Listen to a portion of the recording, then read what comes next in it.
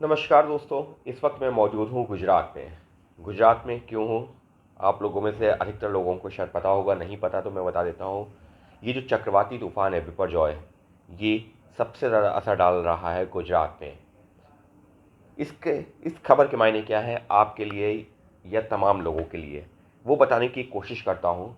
हो सकता है कि आपको, कई लोगों को पता हो, या हो सकता है मुझसे कहीं बेहतर जानते हो, लेकिन फिर भी लोगों ने बोला कि मैं इस खबर से कुछ चीज़ों को जो है शेयर करूं, तो कोशिश कर रहा हूं। देखिए, ये जो चक्रवाती तूफान है, इसका असर क्या है। इसका असर फ़िलहाल अगर मैं गुजरात में जहां पर मैं मौजूद हूं इस वक्त, कच्छ के इलाके में, यहाँ पर सबसे ज़्यादा पड़ने वाला है। क्योंकि यहाँ पर ये इसका लैंडफॉल होगा। लैंडफॉल का मतलब ये है यहाँ पर आके टकराएगा।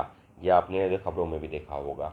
लेकिन इसका असर क्या पड़ेगा, इसका असर यहाँ पर जो पड़ेगा वो तो पड़ेगा ही। यानी कि जो नुकसान होगा, या फिर जो है, जो अगर लोगों की संपत्ति है उसको नुकसान हो सकता है, जो सरकारी संपत्ति है उसको नुकसान हो सकता है, पेड़ टूट के गिर सकते हैं, जो कच्चे मकान हैं वो गिर सकते हैं, इस तरीके से नुकसान हो सकता है। लेकिन आगे क्या, आगे इसका असर आने वाले दिनों में शायद, अगर मैं कहूँ कि आपके ऊपर या हमारे ऊपर पड़ेगा, वो कैसे, उसको हमको ऐसे समझना होगा। जब भी ऐसा कोई चक्रवाती तूफान आता है तो वो पूरे मौसम की एक साइकिल के ऊपर भी किसी ना किसी तरह से असर डालता है। अगर हम बात करते हैं इस तूफान की, ये जो चक्रवाती तूफान है बिपरजॉय, जो फिलहाल इस इतना भयानक तौर पर आ रहा है सामने, हालांकि पहले की तुलना में इसकी गंभीरता ज़रूर जो है कम हो गई। लेकिन अगर हम बात करते हैं इस तूफ़ान की ही, तो इसकी वजह से जो जानकार हैं उनका ये कहना है कि जो मानसून है वो डिले हो जाएगा।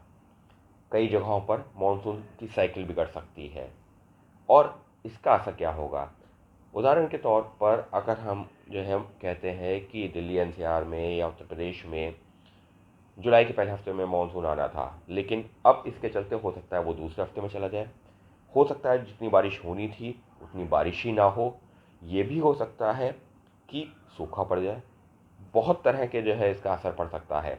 वो तो धीरे धीरे करके चीज़ें सामने आएंगी जब चीज़ें स्टडी की जाएंगी। लेकिन उसका असर क्या पड़ेगा, अगर जितनी बारिश होनी चाहिए उससे कम बारिश होती है तो फिर फसल पर असर पड़ सकता है।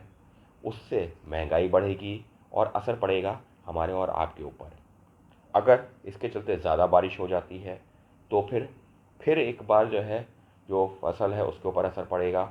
उसके चलते फसल बर्बाद होगी और उसके चलते एक बार फिर से महंगाई बढ़ सकती है। यानी कि फिर उसका असर हमारे और आपके ऊपर ही पड़ेगा। यानी कि ये जो चक्रवाती तूफान आ रहा है, ऐसा नहीं है ये असर सिर्फ उन्हीं इलाकों में डालेगा जहाँ पर से ये होकर के गुजरेगा। लेकिन इसका असर हमारे और आपके ऊपर आने वाले कई महीनों तक रह सकता है, देश के ऊपर रह सकता है। क्योंकि एक तरफ तो जो ये जितना नुकसान करेगा वो तो करेगा ही, या कर रहा है, लेकिन उसके अलावा आने वाले दिनों में इसका असर अगर मौसम की जो पूरी साइकिल के ऊपर पड़ता है तो उसके चलते महंगाई बढ़ सकती है, चीज़ों की कमी हो सकती है। ख़ास तौर पर इस सीज़न में होने वाले जो है, जो फल हैं, सब्जियां हैं, या फिर और जो है जो खाने पीने की चीज़ें हैं, जो जिनका प्रोडक्शन होता है, उन पर असर पड़ सकता है। हो सकता है कि इस रास्ते से जो है, ये जो गुजरात, महाराष्ट्र या राजस्थान का जो रास्ता है, यहाँ से होते हुए जो सामान गुजरता हो वो रुक जाता है, तो वो आने वाले दिनों में जो है वो ख़राब हो सकता है अगर पेरिशेबल गुड्स है तो इस तरह से ये जो खबर है ना, ये खबर सिर्फ एक चक्रवाती तूफान की तो ज़रूर है, लेकिन सिर्फ चक्रवाती तूफान की नहीं है। क्योंकि उसका असर हमारे ऊपर इन मायनों में पड़ सकता है। और फिलहाल मैं इस वीडियो के ज़रिए बहुत ज़्यादा चीज़ों पर अभी नहीं जाने की कोशिश करता हूँ। तो मकसद ये है कि ये बता सकूँ कि इस खबर के मायने आपके और हमारे लिए क्या हैं, अगर हम इन इलाकों में नहीं हैं जहाँ पर ये चक्रवाती तूफ़ान दस्तक दे रहा है, या जहाँ पर असर डाल रहा है। देश के अलग अलग हिस्सों में अगर हम बैठे हुए हैं तो फिर इस खबर के मायने हमारे लिए क्या हैं। यही बताने की कोशिश की इस वीडियो में। कैसा लगा आपको ये वीडियो? अपना अनुभव ज़रूर साझा कीजिएगा।